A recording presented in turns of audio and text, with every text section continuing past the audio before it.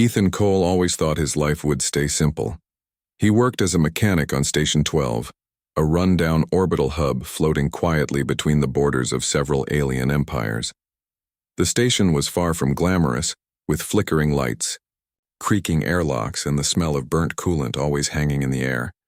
But it was home. Ethan liked fixing things, and machines rarely shouted or demanded unreasonable favors.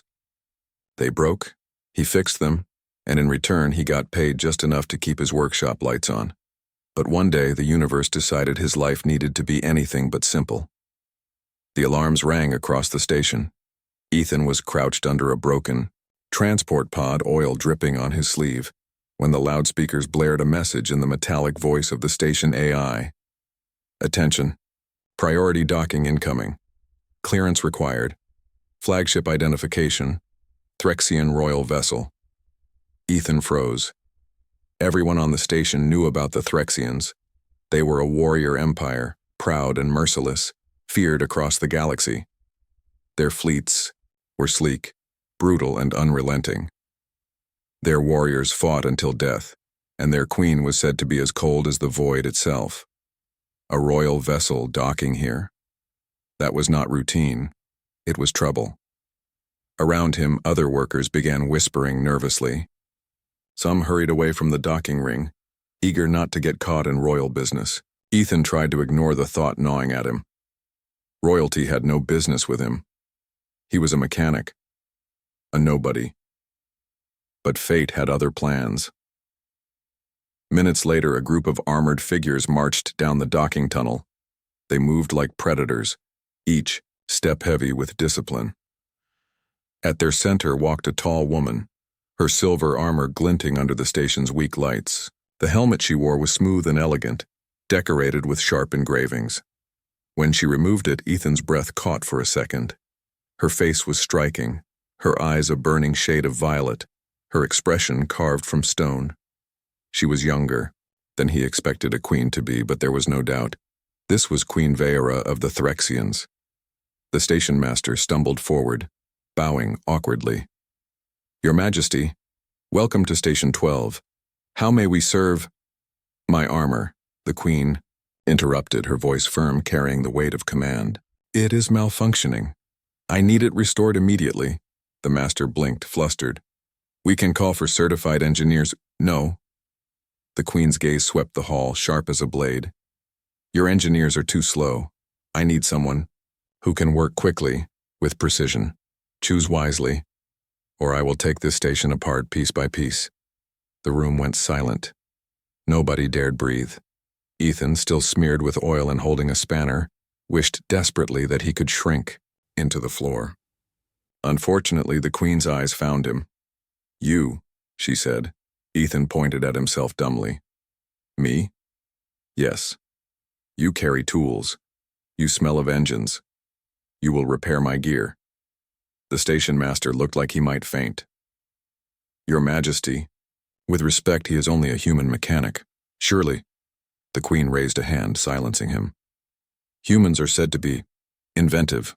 I will test this rumor." Before Ethan could protest, 2 armored guards flanked him, practically escorting him toward the docking tunnel. His heart pounded.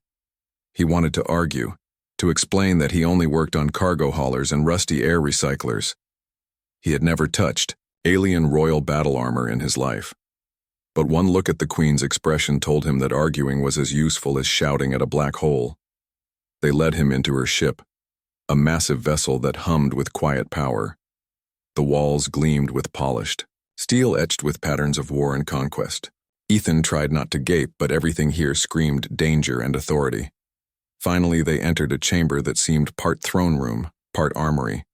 Weapons lined the walls, each one humming with restrained energy. And in the center stood a heavy suit of armor, sleek, alien, and intimidating. The queen stepped beside it and removed a chest plate section with a flick. Sparks crackled and a faint smell of burned circuits filled the air. "This is the problem. The armor fails to synchronize with my commands. I will not march into war wearing broken metal. You will fix it." Ethan swallowed. I can try." "You will not try. You will succeed." Her violet eyes bore into him unblinking. If you fail, I will know humans are useless, and I will remove you from my sight permanently. Ethan forced a nervous smile. No pressure, huh? The guards didn't laugh. The Queen didn't either. He cleared his throat and stepped closer to the armor. It was unlike anything he had ever seen. Layer upon layer of metal plates connected, with glowing conduits. Inside, he saw rows of power channels and strange crystalline nodes pulsing faintly. But the deeper he looked, the more obvious it became.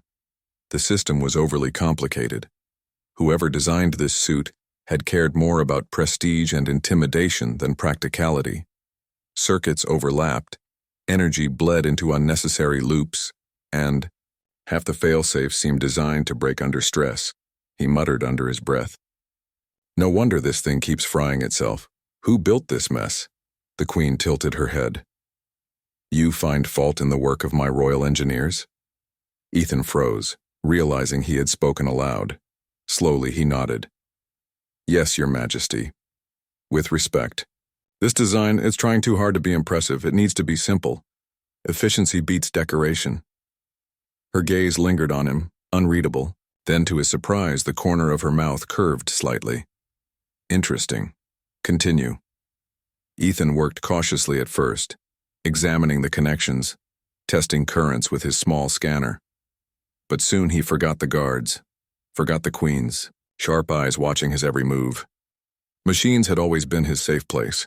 They spoke a language he understood, one of broken wires and stubborn parts waiting to be coaxed back into order. He pulled out a bundle of spare wiring from his belt pouch, stripping it down with his teeth when he couldn't find cutters. He rerouted energy channels, bypassing fried nodes. The Threxian armor hummed angrily when he adjusted its power regulator, but he ignored it, twisting wires until the pulse steadied. Sweat ran down his forehead, but his hands stayed steady. Hours passed, though Ethan hardly noticed. Finally, he stepped back. Try it now.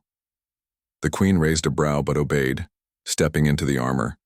The plate sealed around her with a hiss. For a moment, Ethan feared it would explode. But then, the armor came alive, glowing with smooth lines of energy, its system syncing perfectly to her movements. She raised an arm and the gauntlet responded without delay. She took a step, then another, the heavy suit moving as though it were her second skin. For the first time, the Queen smiled, not cold, not mocking, truly smiled. It works. Ethan let out a long breath of relief. Glad to hear it. She turned to him, her expression suddenly serious again. You have done what my best engineers could not. Human hands fixed what genius minds failed to solve. This is no small thing. He rubbed the back of his neck awkwardly. It was just some rewiring. Anyone could have done it. Wrong, she said firmly. Only you did. And in my people's law, such a deed must be honored. She stepped closer, towering above him in her gleaming armor. Her voice carried not just strength but finality, like a declaration of fate. From this day, you are my consort. Ethan blinked. I'm your what now? The guard saluted instantly as if the word had sealed something ancient and powerful. Ethan, on the other hand, felt his stomach drop. He had no idea what she had just called him into, but judging by the solemn looks around the room, it was serious, very serious. And his life, once quiet and simple, was now tangled in the destiny of an alien queen. Ethan could not sleep that night. He lay in the narrow bunk of the guest quarters the Threxians had forced him into, staring at the ceiling, trying to process what had just happened. A few hours ago, he had been a nobody mechanic fixing cargo, Pauci. Now he had apparently become the consort of the most feared queen in the galaxy. The word bothered him. Back on Earth, consort meant a partner, usually a royal spouse. But here, he didn't know. It could mean servant. It could mean hostage. Or if his gut was right, it meant something far more complicated. He rolled onto his side with a groan. What did you get yourself into, Ethan? The station had felt safe, predictable. Machines broke, he fixed them, and no one expected miracles. But Queen Vayara had expected one, and he had delivered. Now, because of that, he was tangled in her empire's politics. Morning, or what counted as morning on a space station, came with a metallic chime from the door. Before Ethan could answer, the door slid open and 2 guards stepped in, their armor gleaming. "The Queen summons you," one said. Ethan rubbed his tired eyes. "Can I at least brush my teeth first?" The guard didn't answer, only waited. Ethan sighed, pulled on his boots, and followed. They led him through the grand corridors of the Threxian warship. Everywhere he looked, he saw discipline and strength. Warriors trained in silence, their movements sharp and deadly. Officers studied battle charts glowing with tactical data. The air was thick with authority and pride. Ethan stuck out like a loose bolt in a polished engine. Finally, they entered the command chamber. The walls curved upward like the ribs of a beast, with glowing lines of energy running along the metal. In the center, Queen Veyara stood in her now fully repaired armor, speaking to a cluster of advisors. When she noticed Ethan, she dismissed the others with a gesture. "You are here," she said. "Yeah," Ethan muttered, trying not to sound nervous, "not like I had a choice." The Queen tilted her head slightly, studying him. "Humans speak too much when silence would serve them better. Still, I prefer honesty over flattery." Ethan scratched the back of his neck. "So, about this whole consort thing, what exactly does that mean? Because back where I come from, that word has implications." Veyara's violet eyes held his, unblinking. "To stand as my consort is to be my chosen partner. Not a servant, not a hostage, a trusted equal, the one who walks beside me." Ethan's mouth went dry. "Equal? Me? I'm just a mechanic. I fix things with duct tape and spare parts. I don't do politics. I don't fight wars." "You underestimate yourself," she interrupted. "Strength does not always come from blades. When my armor failed, my warriors offered excuses. You offered solutions. That is why you are consort." Ethan stared at her, trying to find words. Equal to a queen? That was insane, but the way she said it left no room for argument. Before he could respond, the chamber doors hissed open again, and a tall Threxian noble entered. His armor was decorated with golden trims, his movements sharp with pride. He bowed stiffly. "My queen," he said, his voice dripping with disdain. "I hear whispers that you have named a human as your consort. Surely this is a mistake." Veyara's eyes narrowed. "Do you question my judgment, Lord Karen?" Karen's gaze flicked to Ethan, full of scorn. "I do not question my queen. I only worry. A human is frail. He cannot fight. He cannot command. How can such a creature stand at your side? Our people will not respect this." Ethan wanted to step back, but Veyara raised her chin proudly. "Our people will respect what I command them to respect. Ethan has proven worth where others have failed. His ingenuity restored what your finest minds could not. Or do you deny this truth?" Karen's jaw tightened. Machines bend easily under human hands, perhaps, but politics do not. If you bind yourself to such weakness, the nobles will see it as insult. Some already plot in the shadows. Ethan felt a chill run down his spine. He wasn't used to people plotting over him. He fixed engines, not thrones. Veyara dismissed Karen with a flick of her hand. "Leave us." Karen bowed reluctantly and stormed out. The Queen turned back to Ethan, her face unreadable. "Do you see now? By repairing my armor, you did more than fix metal. You altered power. You stepped into fire." Ethan laughed nervously. "Yeah, and I think I just burned myself." Her eyes softened slightly. "Perhaps. But perhaps you will endure." The rest of the day was a blur. Ethan was escorted through parts of the ship he had never imagined seeing. At one point, they brought him to a hall lined with massive engines that powered the vessel. Threxian engineers looked at him with curiosity and contempt, whispering as he passed. A few even spat insults in their language. But then one of the engines sparked, smoke rising from a console. The engineers scrambled, muttering about a power drain. Ethan stepped forward before thinking. He grabbed a loose panel, traced the problem, and rewired it with a patch made from his own toolkit. The engine roared back to life. The Threxians stared. Some muttered in disbelief. One even bowed his head slightly. The Queen had been watching. You see? Where they panic, you act. Ethan shrugged. It's what I do. Later, during a meal in the Grand Hall, he felt the full weight of his new role. Rows of nobles and officers filled the tables, all eyes on him. He sat awkwardly, at the Queen's side while alien dishes were laid out.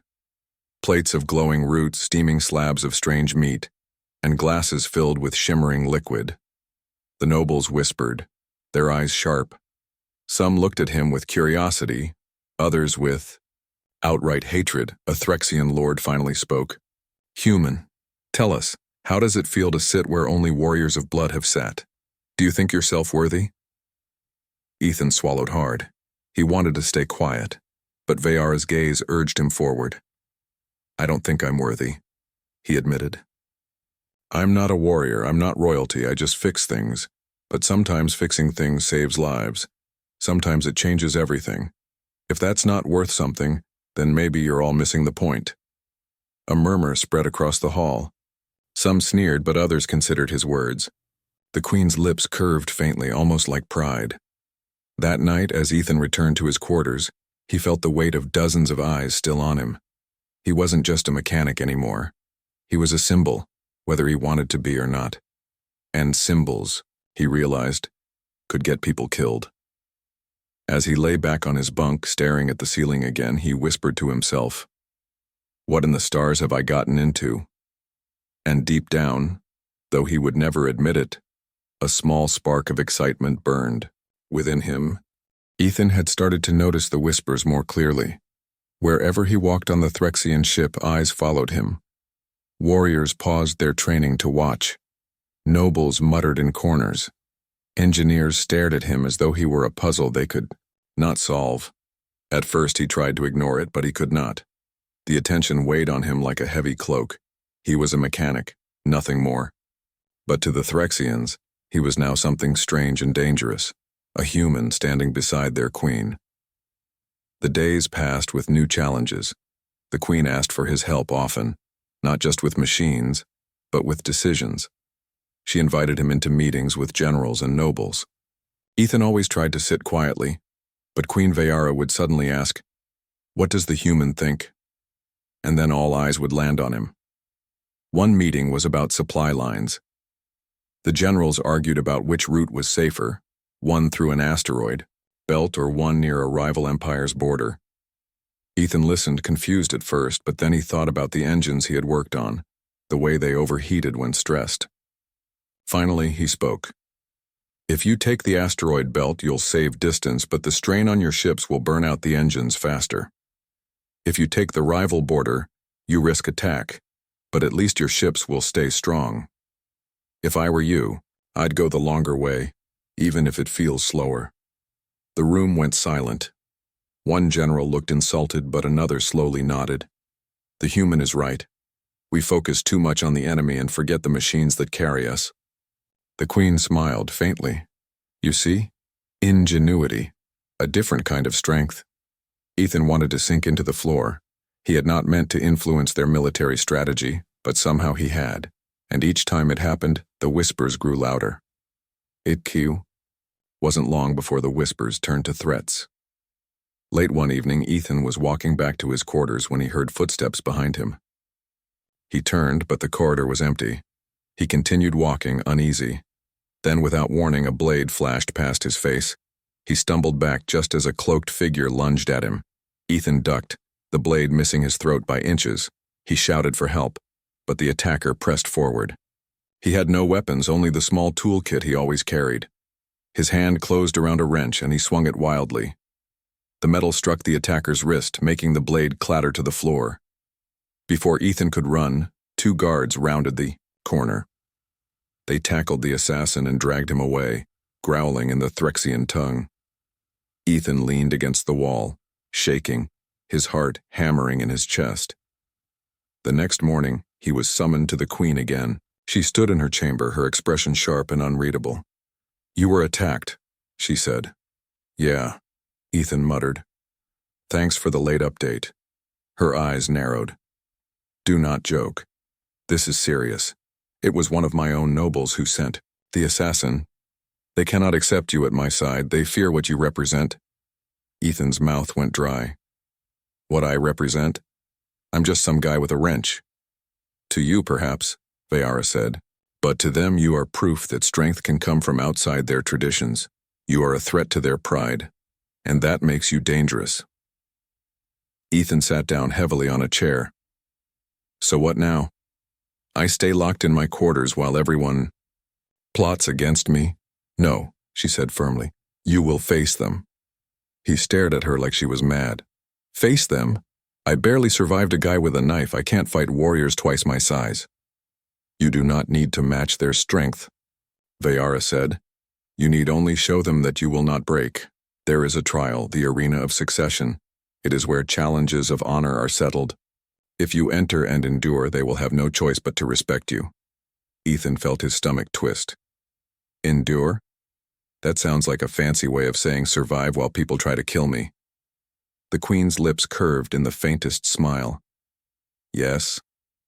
He threw up his hands. Great, fantastic. I fix one suit of armor and suddenly I'm in a deathmatch arena. This galaxy is insane. But deep down, he knew she was right. If he kept hiding, the nobles would never stop coming after him. If he proved himself, maybe, they would. Days later, the announcement went out across the ship. The human consort would face the arena of succession. The halls buzzed with excitement. Warriors whispered bets. Nobles smirked, certain they would see him fail. Ethan, meanwhile, felt like he was walking to his own funeral. The arena was massive, a circular pit surrounded by towering walls of steel. Above, thousands of Threxians filled the stands, their voices roaring in anticipation. The Queen sat at the highest throne, her armor gleaming, her gaze locked on Ethan. He stood at the center wearing nothing but light protective gear and clutching his wrench like a lifeline. Across from him a gate opened, and a towering Threxian warrior stepped out. He was nearly twice Ethan's height, muscles like iron, holding a blade longer than Ethan's arm. The crowd cheered.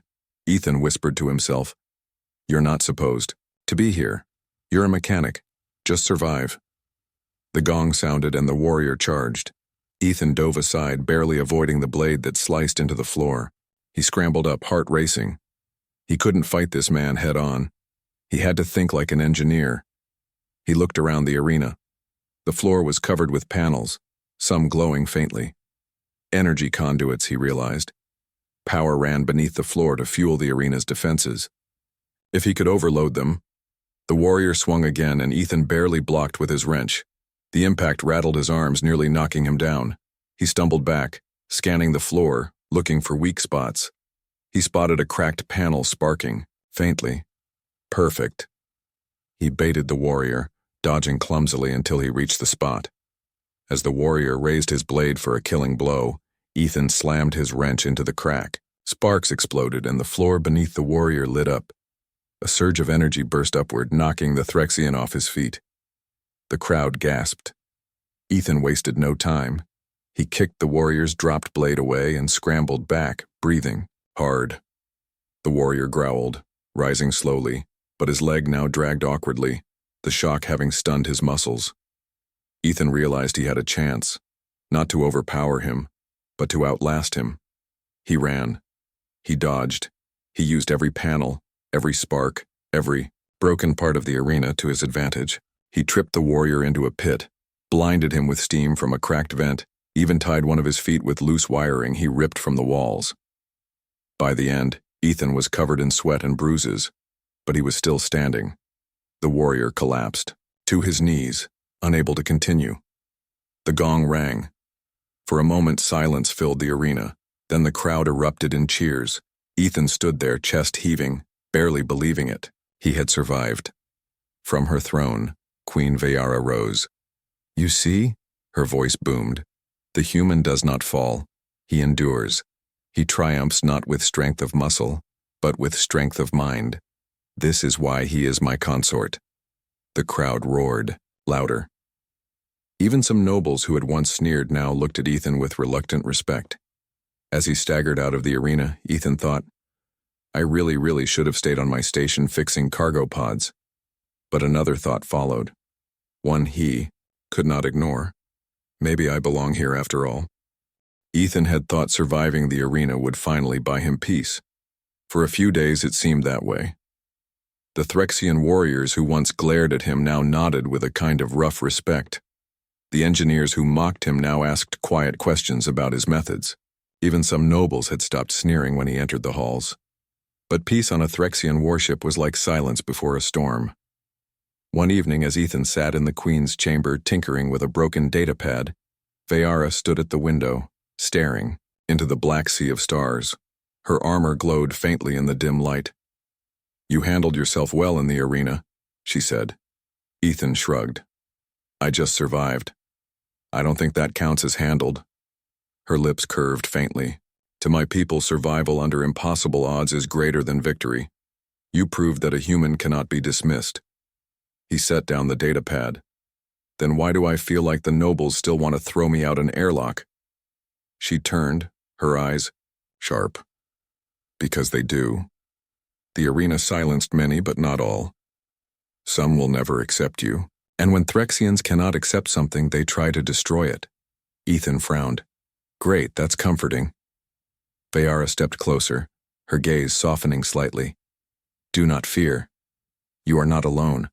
While I breathe, none will harm you. Before Ethan could answer, the chamber doors slammed open. A young officer ran in, armor scorched. My queen, treachery.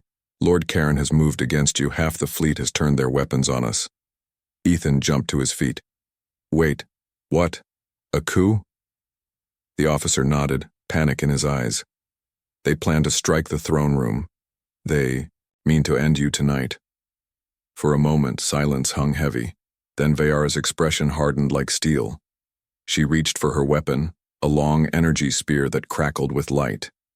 Let them come, she said. Ethan's heart hammered. Let them come? That's your plan? You can't just... But the Queen was already striding toward the door. Moments later, the ship shook violently as explosions echoed through the halls. Lights flickered, alarms wailed, and the roar of weapons fire filled the air. Ethan stumbled, after Veyara, clutching his wrench because it was the only thing he trusted in his hands. They entered a wide corridor where loyal guards clashed with traitors. Energy blades clashed, sparks showering the floor. The traitors wore Karen's crest on their armor. Veyara did not hesitate. She plunged into the fight, her spear flashing arcs of light. Each strike was precise and deadly. Her presence alone rallied her loyalists. Ethan followed, ducking low, his wrench swinging awkwardly but catching an enemy in the knee. The man fell with a howl and Ethan winced. This isn't my fight, Ethan muttered to himself even as he ducked another swing. I'm just a mechanic.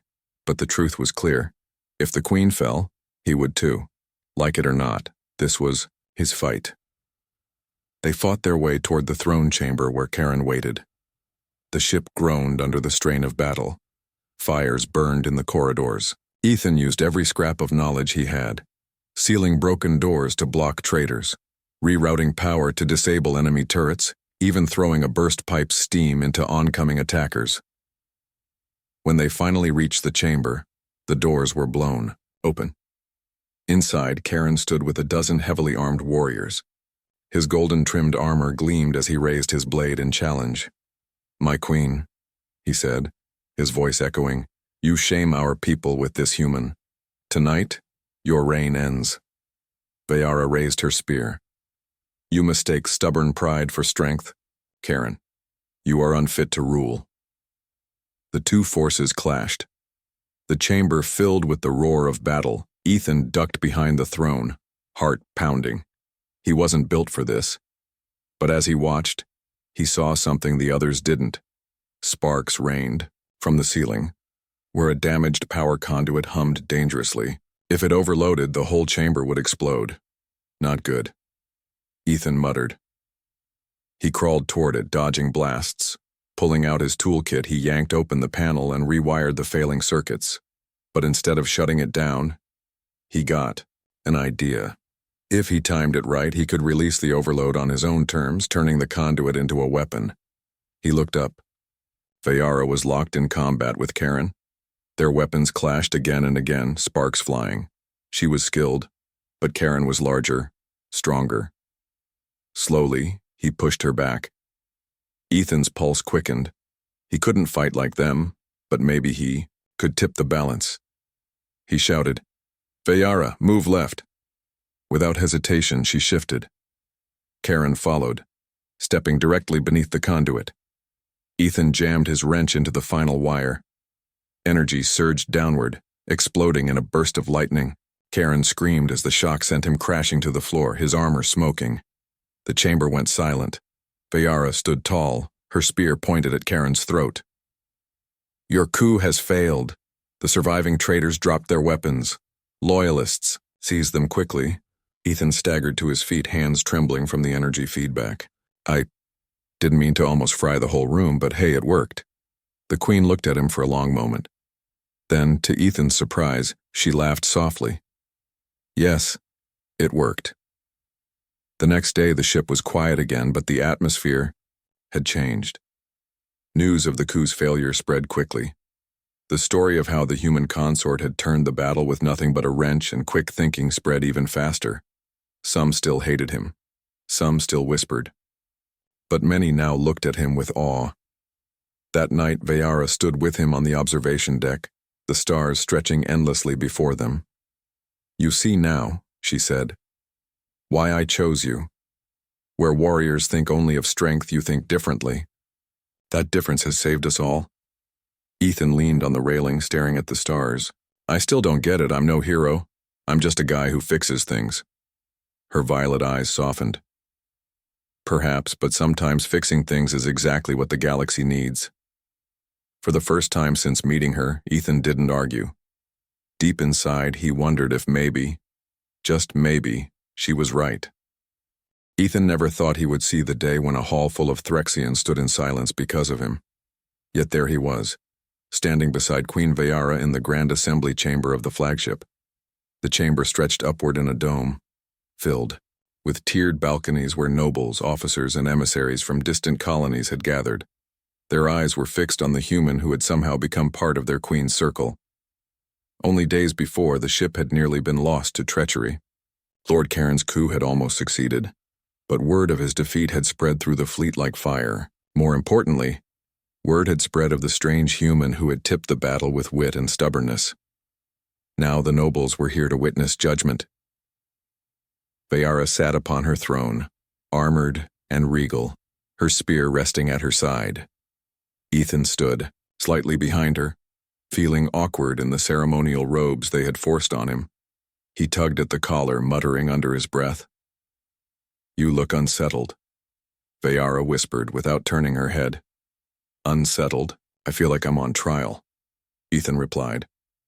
"In a way you are. They will decide whether you are a mistake or a miracle." "Great," he said. No pressure. The chamber quieted as one of the oldest nobles stepped forward. His armor was etched with centuries of service, his gaze cold. "My queen," he said, his voice carrying across the hall, "we honor your strength. You struck down Karen and restored order. But we cannot ignore the human at your side. He is not Threxian. He does not share our blood. Yet you call him consort." A ripple of murmurs spread across the chamber. Ethan stiffened. The noble continued. "Tell us, why should we trust this creature? Why should we allow him to sit at your side when he has no place among us?" Vayara rose, her presence commanding. "Because without him, none of us would be standing here." Her words silenced the hall. She lifted her spear and pointed to Ethan. "When Karen sought to end me, it was Ethan who saw what none of my warriors did. It was Ethan who turned the battle. He is no ordinary human, he is my chosen consort." Ethan's ears burned. He wished he could vanish into the floor. The noble sneered. "Chosen or not, words mean little. What has he done for our people truly?" Vayara's eyes flickered toward Ethan. To his horror, she said, "Let him answer." Ethan froze. "Wait, Me? Now? The entire chamber stared at him. He swallowed hard. His brain screamed to run, but his legs refused. Slowly, he stepped forward. Look, he began, his voice shaky. I'm not a warrior. I'm not a noble. I didn't grow up on warships or battlefields. I grew up fixing machines back on Earth. That's all I ever wanted to do, fix what's broken. But when I came here, I saw that your ships, your weapons, even your politics, they all break too. And when they did, I just tried to help. He looked around the hall, meeting the stares of dozens of hard eyes. I know I don't look like much, I don't fight like you, I don't roar like you, but I think differently. And sometimes that's what saves lives. Not strength, not rage. Just stubborn problem-solving. Silence followed. He felt his heart hammering in his chest. If you hate me, fine, I don't blame you, but don't say I've done nothing. Because I've been right here in the middle of all of this, doing what I do best, keeping things running. And if that means standing by the Queen's side, then I'll do it as long as she'll have me. The chamber was quiet. For a moment, Ethan thought he had ruined everything. Then Veyara's voice rang out, clear and firm. Well spoken. You see, my people. He does not pretend to be one of us. He does not claim false glory, yet he has done what none of you could. He has earned my trust. That alone should tell you everything. Some nobles still looked doubtful, but others nodded slowly. And then, unexpectedly, one officer pounded his chest in salute. Another followed. Soon the hall echoed with the sound of armored fists striking chests. Ethan blinked. Does that mean they like me? It means, Veyara said softly, that they begin to accept what I already knew. That night, the Queen held a feast to mark the fleet's survival. Long tables groaned under alien foods Ethan couldn't pronounce. Music thundered and warriors boasted of their battles. Ethan sat near the Queen, still unsure if he belonged, but slowly warming to the strange rhythm of it all. At one point, a group of engineers approached him, carrying a cracked power core. Consort, one said awkwardly, we heard of your methods. Could you show us? Ethan grinned nervously, rolling up his sleeves. Sure, but don't call me Consort while I'm working. Just call me Ethan. They laughed, and for the first time it wasn't at him. It was with him. Days turned into weeks. The fleet stabilized. Repairs finished. The shadow of Karen's coup faded, replaced by new plans. Veyara began to speak openly of alliances, of forging ties with humanity itself. One evening, as they walked the observation deck, Ethan finally asked the question that had haunted him. Why me? Out of everyone you could have chosen, why me? Veyara stopped, the stars glinting in her eyes. Because you remind me of something our people forgot. Strength is not only in the blade. Sometimes strength is in the hands that rebuild what the blade destroys. You fix what others throw away. That is a kind of power my people need. Ethan shook his head. I'm not special, I'm just stubborn. She smiled faintly. Then stubbornness is special. For a long while they stood in silence, watching the endless stars. For Ethan, the galaxy no longer felt like a place where he didn't belong. Somehow, against all odds, he had found his place, not as a warrior, not as a hero, but as himself. When the fleet finally set a course for Earth, emissaries aboard to meet with human leaders, Ethan realized what had truly changed. It wasn't that the Threxians had accepted him, it was that he had accepted himself.